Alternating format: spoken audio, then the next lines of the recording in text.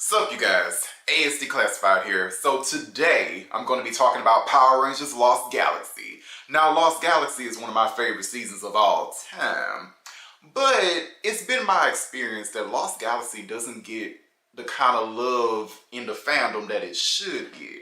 Now, I think that most of us agree that Lost Galaxy is a good season, but I don't see it getting the kind of love that Power Rangers in Space gets or that Mighty Morphin gets. Well, no season gets the kind of love that Mighty Morphin gets, but I don't see it getting the kind of love that Time Force gets or the kind of love that SPD gets. So this video, I just wanted to make a video showing some love to Lost Galaxy because Lost Galaxy deserves it. It is a top tier season, okay? Definitely in the top 5.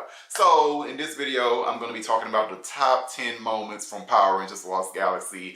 And really, this video is just 10 of my favorite moments in the season, so this list is obviously subjective. So if you agree, cool. If you don't agree, cool. And you can just leave me a comment listing off what you believe to be the best moments in Power Rangers Lost Galaxy. But before I begin, if you are a Power Rangers fan and you haven't already, go ahead and subscribe to this channel and like this video too. Alright, let's get into it. Alright, number 10. The Rangers threaten to kill a man over the pink Quasar Saber. Now, this moment is from episode 32, Protect the Quasar Saber. The Rangers were upset and in their feelings because Kendricks had recently died or whatever, and the pink Quasar Saber was missing and they were looking for it. So in this episode, they got some information that some random alien dude might know the whereabouts of the sword. So the Rangers break into this alien dude's house and threaten the fuck out of him. Like, they threatened the fuck out of him, and I love it. Okay, they break into this man's house. This man understandably tries to, arm himself, protect himself, castle doctrine, he tries to protect himself. The Rangers pull out the Quasar Sabers. They're like, baby, you touch that gun, it'll be the last thing you ever touch. I love it. And they just keep proceeding to threaten him like, where's the Quasar Saber? You better tell us where it is right now. It's amazing. I love it. The Rangers turn into Batman. It's just, they never acted like this. Rarely have I ever seen Power Rangers act like this in the entire 28 years this show has been on the air. They have never threatened anybody like this. We don't even know this man. We barely know this alien man. He is definitely, even if he works with shady individuals, he's not like Trekina level evil or some shit, right? We have no idea who this man is, and they threatening the fuck out of him because they are pissed, okay? They just lost a teammate. They ain't got no time to be dealing with bullshit. And I love it. I love it. The Rangers, they're just acting so human in this episode, and I love it, okay? Next up, number 9. The Lights of Orion choose the Power Rangers. So this moment is from episode 13, Orion Returns. So the OG Magnum Defender, before he redeemed himself via suicide, was a bit of a dick. Now, I would be a dick too if my child was killed by an evil space alien, but I digress. He was a dick. Okay, he was a classic anti-hero. Now, I love the character, love the original Magnum Defender. Still a dick, okay? Classic anti-hero. He wasn't evil, but he wasn't really all that good either, right? So in this episode, the Magnum Defender almost gets his hands on the Lights of Orion, which is one of the most powerful energy sources in the universe. The Power Rangers do not want the Magnum Defender to get this power because they understandably don't know what he'd do if he had that much power, right? The Magnum Defender was kind of crazy at this point. The Magnum Defender responds by trying to kill the Power Rangers. Okay, he shoots the shit out of them. However, the Lights of Orion surprise everyone by choosing to go to the Power Rangers and bestowing them with their ancient power, right? And the Power Rangers gain the first team power-up in the entire series, I believe. So, they get this extra power-up mode, right? They get the little claws and little golden, trinkets and stuff on the suit. I love it. I like it. It's a nice team power-up, and they get their little finisher where they turn into this big old ball of energy. I love it. Classic moment. Alright, number 8. Kendricks and Maya arguing over cake. Don't judge me. Don't judge me. I'm sorry. This had to go on the list. This is one of the funniest moments in all of Power Rangers. Modern Power Rangers can take lessons from this scene. If modern Power Rangers wants to have comedy all the time, it needs to look at this scene and take fucking notes. Because this scene is hilarious. And it holds up even today. comedy at its finest. So this moment is from episode 12, Orion Rising, right? So in this episode, Kendricks bakes a cake, and it's a birthday cake for Damon. Maya knew nothing about this, right? All Maya knew is that she was hungry and there was nothing else to eat but that cake, so she ate it. Kendricks walked up in their room, saw Maya eating that cake, and she went ballistic, and I love it. That is amazing. And what I love the most is that both women had good jabs at each other, like back and forth. It was brilliant, amazing. Kendrick said, maybe up in the jungle, people take whatever they want, because Maya's from a jungle planet.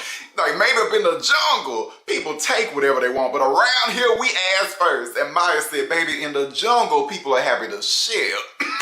And what I love the most is that Maya said, baby, I would have ate something else, but there wasn't anything else to eat because somebody didn't go shopping.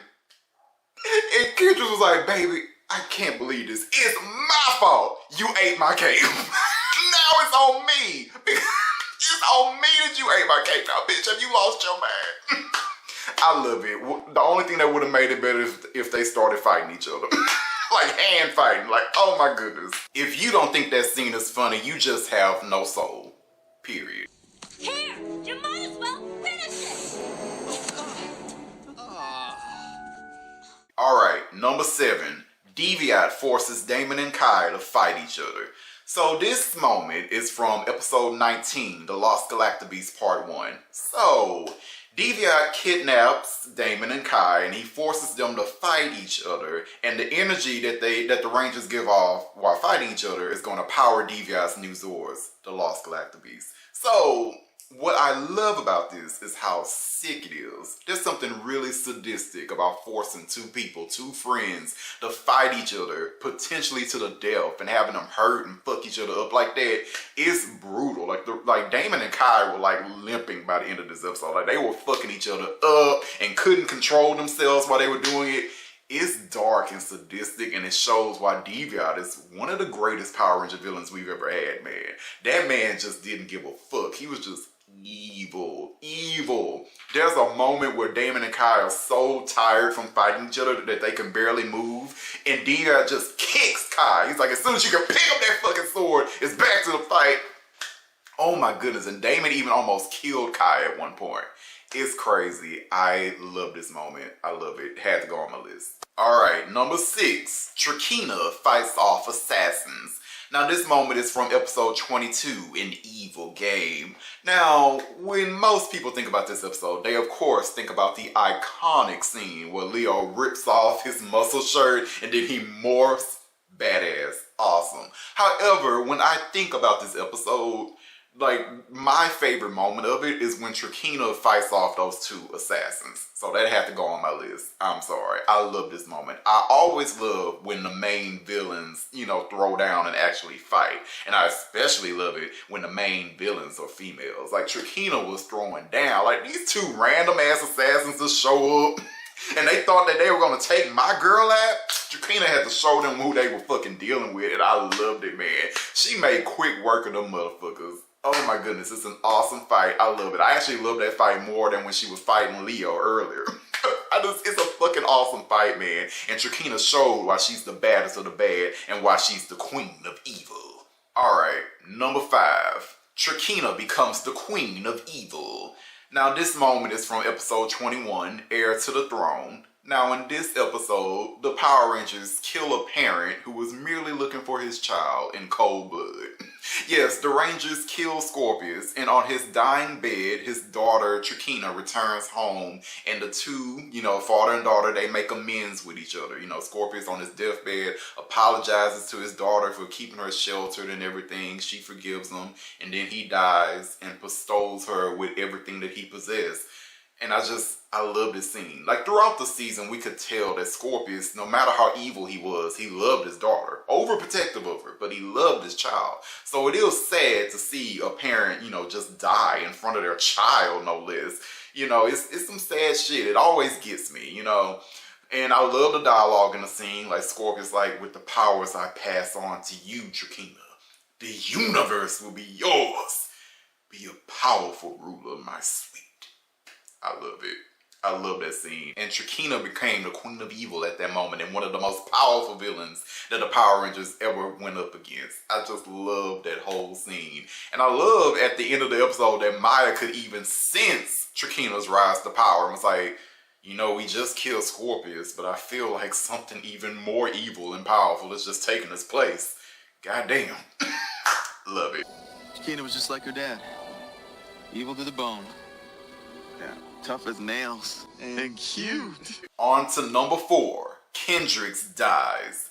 Now this moment is from episode 31, The Power of Pink. It is an iconic moment. The Pink Ranger, Kendricks, dies. This is the first time a Power Ranger had ever died in the franchise, on screen anyway. So yeah, definitely an iconic moment, definitely a shocking and surprising moment. You know, 9-year-old me did not expect this to happen at all. So this episode is part 2 of the Lost Galaxy in Space team up, right? And Kendricks sacrificed herself and her life to save Cassie, the in space Pink Ranger. Definitely did not see this coming. Like, I remember the scene where all the other Rangers were running up to Kendricks like, Kendricks, no, right? And then Kendricks, you know, she got caught up in that big explosion, right? I didn't think anything of it. I thought, you know, the Rangers are in explosions in like every fucking episode. Of course she's gonna survive, you know. I'm just waiting for Kendricks to pop up. She popped up as a ghost. I'm just like, oh my God. Like, I did not expect my girl to go out like that, but she did. She went out like a hero though. And that's badass. She saved a fellow Power Ranger and she died with honor. I love it, man. Good moment. Good moment. Damn, thinking about it now, it's like Kendricks got fucked up in that explosion. Like, there wasn't even a body left. There was nothing. There was no bones. Nothing. But dust, I guess. Like, nothing was left of Kendricks but a ghost in the pink quasar saber. Like, damn, that explosion obliterated the hell out of her. Whew. All right, number 3. Karone becomes the Pink Ranger. I love it. This moment is from episode 32, Protect the Quasar Saber. It was brilliant for the writers to bring Karone back and to make her a Power Ranger. Simply brilliant. Now this moment, oh my goodness, one of my favorite moments in the entire series, man. Oh my goodness, we just had this excellent fight between Karone, the former Queen of Evil, versus Trekina, the current Queen of Evil. And Trekina kicks Karone off a fucking cliff, right, leaving her to her death. But before, you know, Karone can fall and hit the ground and bust her head open, the ghost of Kendrick shows up and saves Karone's life and then chooses her to take her place as the new Pink Ranger. I love this moment. I just love it. I love it, man. Karone definitely deserved to be a Power Ranger, and I love that she got to be one here. And after Kendrick saved Karone, Karone got right back into the fight. She took the Pink Quasar Saber right from Trekina and showed them motherfuckers that he couldn't didn't raise no bitch, man. She was in there, baby. I love that episode. I love that fucking episode, man. Oh my goodness. Yes, Karone. Okay, number 2. Mike sacrifices his powers to save the enslaved people and Terraventure. So, this moment is from episode 42, Escape the Lost Galaxy. Mike was the second Magna Defender, and honestly, he is a very underrated character. He is one of the most heroic fighters in this fucking franchise. I really like Mike a lot. And this episode proved it. Like, this whole episode, if for some reason you have not seen it, you need to watch it. It is one of the most well-written episodes of Power Rangers that exists. It's amazing. But yeah, there's a scene where Mike, you know, frees everybody from Captain Mutiny's slave camps, right? And then Captain Mutiny didn't take too kind of that, and he gets in a fight with the Magna Defender, and he beats the Magna Defender up, and, you know, Mike's on the ground, and he's pitiful and shit. And then the ghost of the OG Magna Defender shows up and says, hey man, you can't be embarrassing my reputation out here like that, man. I chose you because I thought you could handle it. You better get your ass up. And Mike got his ass up, you know, and he went to go, you know, help Terraventure escape, because at that point they had managed to open a portal to escape the Lost Galaxy. Yeah, they were trapped in a place called Lost Galaxy. They opened a portal to escape, but the portal was rapidly closing. But then Mike got in his Megazord form and he flew right to the portal, and he somehow was able to keep the portal open long enough for Terraventure, you know, to slip through and escape the Lost Galaxy. But he also blew up in the portal. you know, and it was looking like Mike might have died, but he didn't. He survived the explosion, but his powers were gone forever, man. But he didn't even care. All he cared was that he was able to save everybody from Captain Mutiny, and he's able to save Terra Venture. That's all that mattered to him. I love that scene. It's a beautiful scene where he's speaking to that one girl that he was with throughout most of the episode, and he was asking, "How are you doing?" And she was like, "I feel free. We all do thanks to you. I'm just sorry it cost you your powers to do it." And he was like, "I'm not sorry at all." That's exactly what the powers were meant for. Like I said, Mike is a very underrated character, man. He deserves way more props than what he gets. And I love at the end of that scene that the ghost of the OG Magnum Defender shows up and is like, "You did good, son. Thank you." You know, I love it. I love it. Oh, this season is great. All right, we're down to number one. Can you guess what it is? Number one, the team up. Of course, man. Of course. The team up, episode 30 to the 10th power. This moment is fucking iconic, man. This is one of the greatest team ups in all of Power Rangers. The team up between the Lost Galaxy Rangers and the In-Space Rangers. Like, come on. And that fight is legendary. It is one of the greatest fight scenes in Power Rangers to this day, man. Both those Ranger teams going up against the Psycho Rangers, which is one of the most powerful villains that the Power Rangers have ever gone up against. Baby, I love it. I love it. It's just, it's a scene that gets me hyped over and over and over again, man. I can never get tired of this episode. It is brilliant. But this fight with the Rangers going up against the Psychos has to be number one. It is just awesomeness. To the 10th power may not be the first team up in Power Rangers history, but it is the one that started the tradition, right? After this team up, we got a team up for every freaking season until like, what, Mystic Force?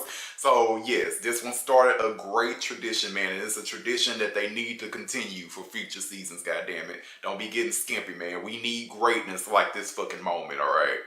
So, alright. That's my list. Like I said, very subjective. It's just my personal opinion. You know, if you differ, you know, let me know what your top 10 moments would be from Power Rangers Lost Galaxy. Go ahead and leave me a comment. All right, later guys. Jamata.